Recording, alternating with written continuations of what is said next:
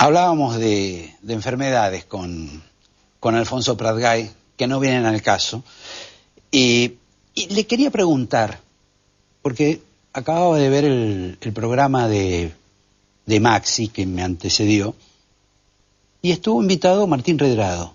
Y Martín Redrado dijo que gran parte de lo que dijo la presidenta en su discurso eran mentiras, con relación al tema de la reforma de la Carta Orgánica del Banco Central.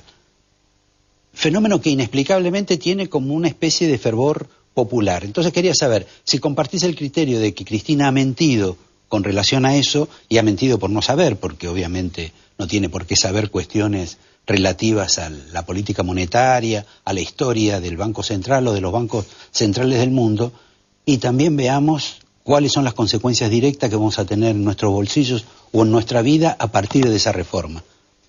Sí, yo creo que como tantas reformas que ha propuesto el kirchnerismo... No me vas a decir si mintió o no mintió. Y fueron 3 horas y cuarto. No, pero me refiero a todo lo relativo al tema de la reforma de la Carta. Concretamente al tema del Banco Central, yo creo que mintió con el móvil. Ella dijo que había que copiar otros bancos centrales que han hecho reformas y que necesitaba que el Banco Central financiara el Tesoro.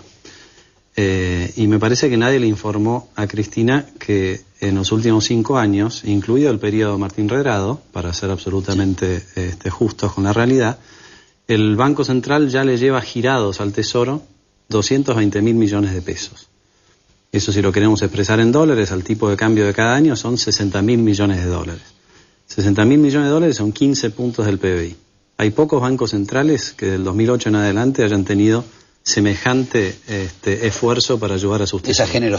Esa generosidad, aun cuando los bancos centrales que citó Cristina en su discurso son bancos centrales que atraviesan una crisis financiera como no han tenido quizás en 100 años, y que tienen fuertes problemas de deflación, ¿no? Que no es, por supuesto, lo que nos pasa a nosotros. Ni crisis financiera ni deflación. Tenemos inflación del 20 y pico %. Ahora, esta reforma, a tu juicio, nos va a generar mucha más inflación. Esta reforma depende qué es lo que hagan después, pero le pone un piso a la inflación. O sea, le da al Banco Central una licencia para emitir tan alegremente como venía emitiendo hasta ahora, ¿no? Perdón, para entenderte, de pronto, la ley que van a sacar es una forma de blanquear lo que han hecho hasta ahora. No específicamente en la administración de reservas, sí en otras cuestiones, como por ejemplo, el año pasado el Central le giró al Tesoro 80.000 millones de pesos. De esos 80.000 millones de pesos, una parte fueron ganancias que supuestamente tuvo el Banco Central, pero que si las midieras con los criterios contables que el Banco Central le exige, por ejemplo, a sus propias entidades reguladas, los bancos, no existieron esas ganancias. En esta Carta Orgánica básicamente se le da una carta blanca al Banco Central para que dibuje una ganancia como le parezca y de esa manera sí cubrir lo que viene haciendo hasta ahora Marco del Ponte, ¿no? ¿Es dramático en algún sentido para el ciudadano una reforma de estas características? Yo creo que para el ciudadano no es dramático porque no va a haber un cambio inmediato, digamos. En el largo plazo lo que termina de ratificar es el vaciamiento del Banco Central. Es difícil a veces explicarlo para que lo entienda la gente, pero esencialmente con el pago de reservas, pago de deuda con reservas, cada vez que hay un giro del Banco Central al Tesoro, el Banco Central le entrega algo muy valioso, que son dólares en efectivo, y a cambio recibe algo que no tiene prácticamente ningún valor, que es la promesa de pago del gobierno nacional a través de una letra intransferible que dentro de 10 años le va a pagar lo que le debe y que durante 10 años no le va a pagar intereses. Eso quiere decir, es un papelito. Es un papelito, que nadie lo ha visto, dicho sea de paso, pero es un papelito. Y yo te pregunto, Roberto, ¿qué te imaginás vos que va a pasar de acá a 10 años o de acá al 2016, que es cuando vence la primera letra que recibió el Banco Central de Redrado, ya que lo mencionabas en la introducción, para pagarle 10.000 millones de dólares al Fondo Monetario, ¿no? ¿Qué va a pasar cuando en el 2016 el ministro de Economía vaya al presidente y le diga, presidente, mire que la semana que viene tenemos que girarle 10.000 millones de dólares en efectivo al Banco Central? ¿Cuál crees vos que va a ser la respuesta del presidente si no soy yo o si no es algún otro, digamos? Otro papelito. Otro papelito. ¿No? Entonces, esencialmente lo que hace esta ley es perpetuar el esquema a través del cual el Tesoro se queda con todas las reservas a cambio de papelitos. O sea que es como empieza a ser como una especie de figura decorativa el Banco Central, cuando uno tenía una imagen de que el Banco Central argentino se podía parecer al Bundesbank, que además no solo tiene edificio aparte, sino que es medianamente independiente de la organización política. Yo creo que, más que eso es el vaciamiento de lo que había y lo que hay en el Banco Central. Así como se vaciaron las reservas de gas y las reservas de petróleo, y por eso tenemos los problemas que tenemos ahora, así como no se hizo nada con ferrocarriles o con la infraestructura vial, básicamente lo que se utilizó se fue gastando el capital acumulado, ¿no? La misma lógica está en el tema de las reservas. Estamos hablando como de toma de cajas.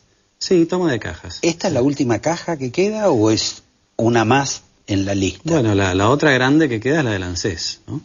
Que ya se está utilizando, a pesar de que no se demuestra del todo, pero es la otra grande que queda, ¿no? La diferencia es que el Banco Central, como bien sabes y como lo sabe la gente, es el encargado de velar por la estabilidad de la moneda, entre otras cosas. Sí.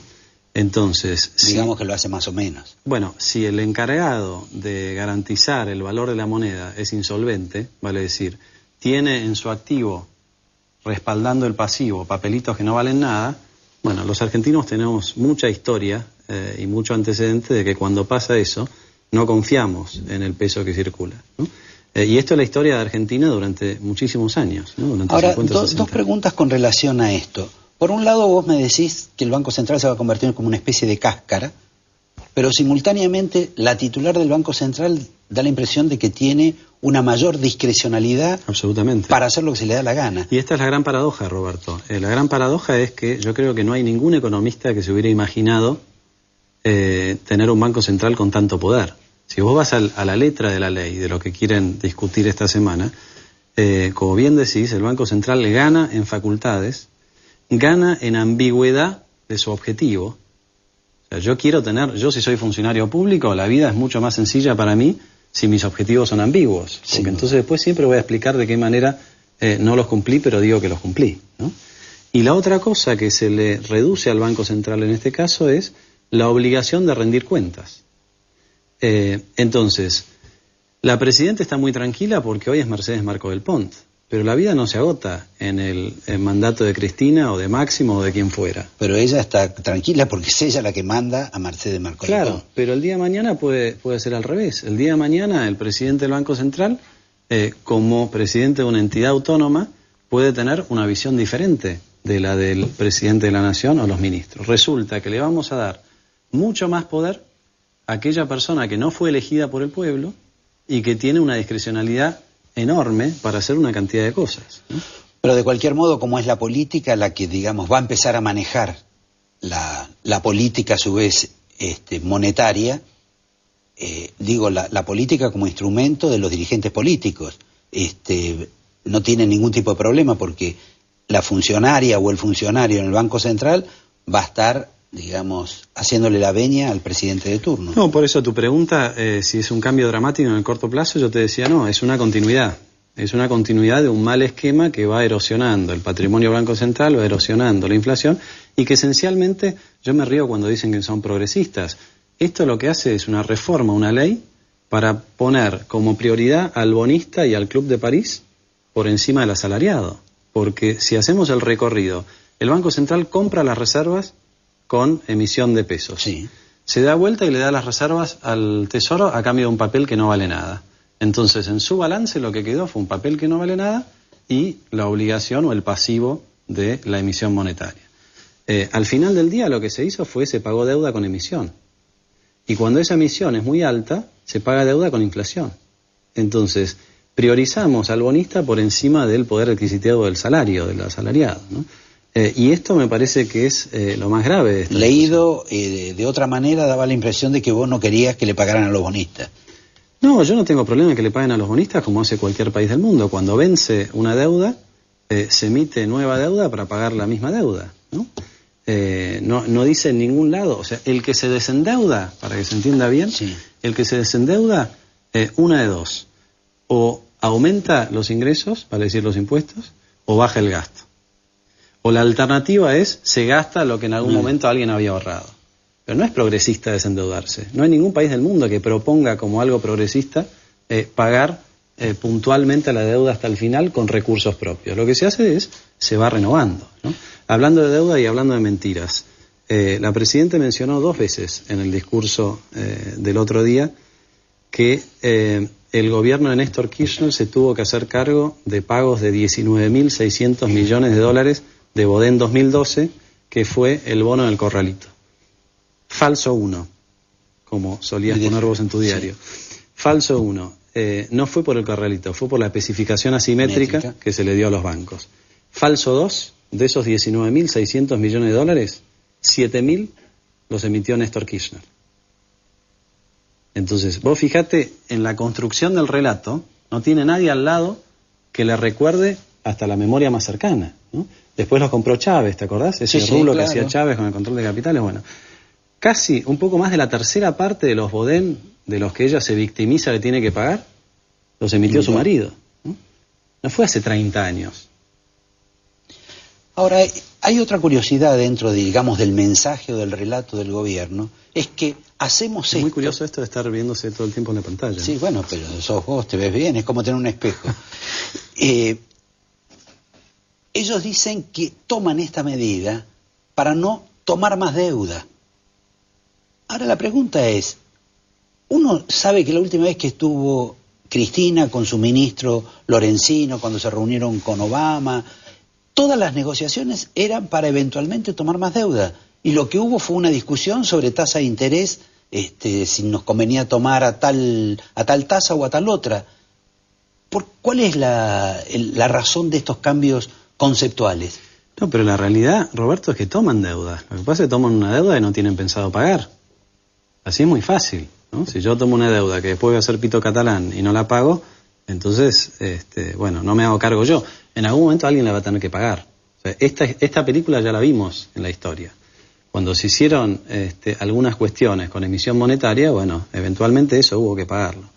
Cuando el gobierno emite una letra intransferible, aumenta el pasivo, no es que cae el pasivo. Entonces, si vos mirás bien el desendeudamiento, es otra falsedad, falso 3, ponele si querés. Desde que Argentina canjeó su deuda en el 2005, a pesar de que según el gobierno todos los años hubo superávit fiscal, con excepción del año pasado, la deuda subió. Todos los años subió la deuda. Ni tampoco fue la quita tan histórica como la que dice Cristina. Bueno, eso da para otro programa entero. Para otro programa no entero. Programa, sino un programa entero. Yo te voy a despedir, lamentablemente me quedaron temas más concretos, pero... Queda para la próxima. Que yo hice los deberes y te traje un regalo esta vez. Ah, ¿sí? Sí. Bueno, te lo voy a agradecer. Te traje un regalo, un caramelo de vidrio. Ah, muy bien. Sí. Esto es como la reforma del Banco Central. Y claro, se parece, porque vos fíjate, si te lo comes, no lo tenés más. La ventaja de tener un caramelo de vidrio es que lo tenés siempre. Bueno, por lo menos va a servir para decoración de ustedes y no sé, lo pondremos en un sobre que firmará él para como recuerdo. Es de Murano, así que no es poca cosa. Bueno, un recuerdo de Venecia. Los espero en un minuto con Pablo Rossi, que también tiene algunos falsos 3, 4, 5 para decir, como nuestro invitado Pradgay. Muchas gracias. Gracias, Roberto. Hasta la próxima.